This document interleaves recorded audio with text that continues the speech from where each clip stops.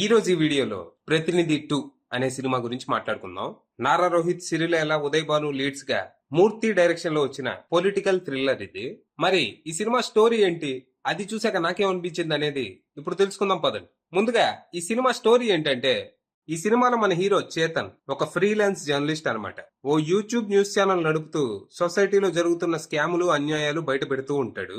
అంటే మనోడు ఒకప్పుడు ఒక పెద్ద న్యూస్ ఛానల్ కోసం పనిచేసేవాడు గాని అక్కడ తనకి ఫ్రీడమ్ ఉండేది కాదు.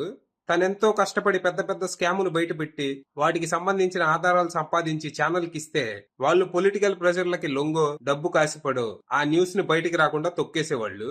దాంతో మనోడికి చిరాకు వచ్చి ఇక ఎవరి కింద పని చేయకూడదని డిసైడ్ అయ్యి ఇలా ఫ్రీలాన్స్ జర్నలిజం చేస్తూ ఉంటాడు. ఈ టైంలో తనకి ఎన్ఎన్సి అనే ఒక కొత్త న్యూస్ ఛానల్ కి సీఈఓగా బాధ్యతలు స్వీకరించే అవకాశం వస్తుంది.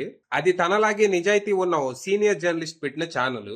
అయితే సీఈఓగా బాధ్యతలు చేపట్టే ముందు మనోడు కొన్ని కండిషన్స్ పెడతాడు.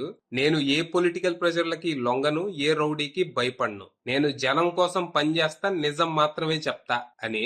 దానికి వాళ్ళు ఒప్పుకోవడంతో మనోడు పని మొదలెడతాడు. సీఈఓగా చేరిన డే 1 నుంచే అధికార పార్టీ, ప్రతిపక్ష పార్టీ అని తేడా లేకుండా దొరికినోని దొరికినట్టు కడిగి పారేస్తూ వాళ్ళు చేసిన అన్యాయాలు బయట పెడుతూ పొలిటీషియన్స్ కి చెమటలు పట్టిస్తూ ఉంటాడు. ఈ టైంలో సడన్ గా జరిగిన ఓ దాడిలో స్టేట్ సీఎం అయిన ప్రజాపతి చనిపోతారు. దాంతో సెంట్రల్ నుంచి సిబిఐ రంగంలోకి దిగుద్ది. ఈలోపు సిబిఐకి మన హీరో ఓ ట్విస్ట్ ఇస్తాడు. అలాగే రాష్ట్రం బిత్తరపోయే కాన్స్పిరసీ ఒకటి బయట పెడతాడు.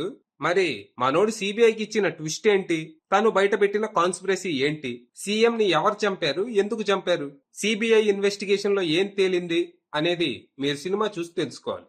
ఇక ఈ సినిమా చూసాక నాకేమనిపించిందంటే ఏదో అట్టటా ఉందనిపించింది.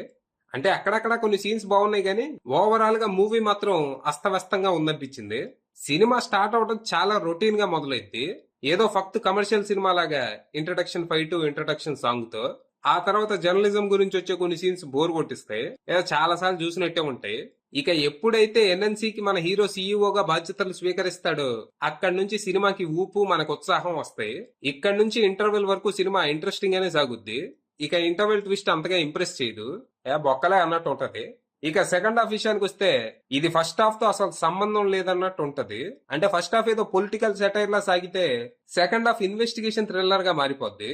ఈ ఇన్వెస్టిగేషన్ ప్రాసెస్ పర్లేదనేలా స్టార్ట్ అయ్యి ముందుకెళ్లే కొద్దీ లాజిక్ లేని సీన్లు, అర్థం పర్థం లేని ట్విస్టులు, ఎందుకుందో తెలియని లవ్ స్టోరీతో ఏంది మావా ఇది అనిపించింది. ఇక క్లైమాక్స్ కూడా అట్టట్టా ఉండి సినిమా అర్ధాంతరంగా ముగిసిపోయినట్టు అనిపించింది. అలా మొత్తంగా సర్లే ఏదో ట్రై చేశారు, వర్కౌట్ కాలేదు, నెక్స్ట్ ఏ సినిమాకి వెళ్దాం అనుకుంటూ థియేటర్ నుంచి బయటకు వచ్చాను. ఇక పర్ఫార్మెన్స్ విషయానికి వస్తే చేతన్ గా నారా రోహిత్ ఇస్ డీసెంట్, చాలా కూల్ గా సెటిల్డ్ పర్ఫార్మెన్స్ ఇచ్చాడు. ఫైట్స్ కూడా బాగా చేశాడు. ఇక హీరోయిన్ సిరిలేల విషయానికి వస్తే తన సినిమాలో ఉంది. ఇక ఎన్ఎన్సి ఛానల్ చైర్మన్ గా, సీనియర్ జర్నలిస్ట్ గా ఉదయ్ భాను పర్లేదు అనిపించారు. కానీ ఆ క్యారెక్టర్ పేరేందో నాకు గుర్తులేదు. సినిమా మొత్తం చూస్తా ఉన్నా ఎవరైనా తన క్యారెక్టర్ పేరు చెప్తే ఎందామని, ఎక్కడో ఎవరో ఒకసారి అంటారు అనుకుంటా తన్ని అలక అని. మరి అదో కాదో నాకు తెలీదు. ఇక సచిన్ కేట్కర్, పృథ్వీరాజ్, అజయ్ ఘోష్ తదితరులంతా ఎవరి క్యారెక్టర్లు తగ్గట్టు వాళ్ళు పర్లేదు అనిపించారు. ఇక మ్యూజిక్ విషయానికి వస్తే మహతీ స్వరసాగర్ అందించిన పాటలు సోసోగా ఉన్నాయి. ఇక బీజిఎం కూడా జస్ట్ ఓకే అనిపించింది. ఇక సినిమాటోగ్రఫీ, ప్రొడక్షన్ వాల్యూస్ బాగున్నాయి. ముఖ్యంగా ఫస్ట్ హాఫ్ లో వచ్చే ఒక స్మోక్ ఫైట్ లో విజువల్స్ బాగున్నాయి. ఇక డైరెక్టర్ మూర్తి విషయానికి వస్తే ఆయన పనితనం అంత గొప్పగా లేదు. ఆయన కథలో గానీ, డైరెక్షన్ లో గానీ పెద్ద క్లారిటీ లేదు. మరి లాస్ట్ లో దీనికి సీక్వెల్ లీడ్ ఇచ్చారు, కనీసం దాంతో అయినా ఏమైనా మెప్పిస్తారేమో చూద్దాం. ఫైనల్ గా చెప్పేది ఏంటంటే it's a one time watch. ఈ వీకెండ్ ఖాళీ, పెద్ద పొడిచేది ఏం లేదనుకుంటే ఈ సినిమాకి వెళ్ళండి, టైం పాస్ అయింది. అది విషయం.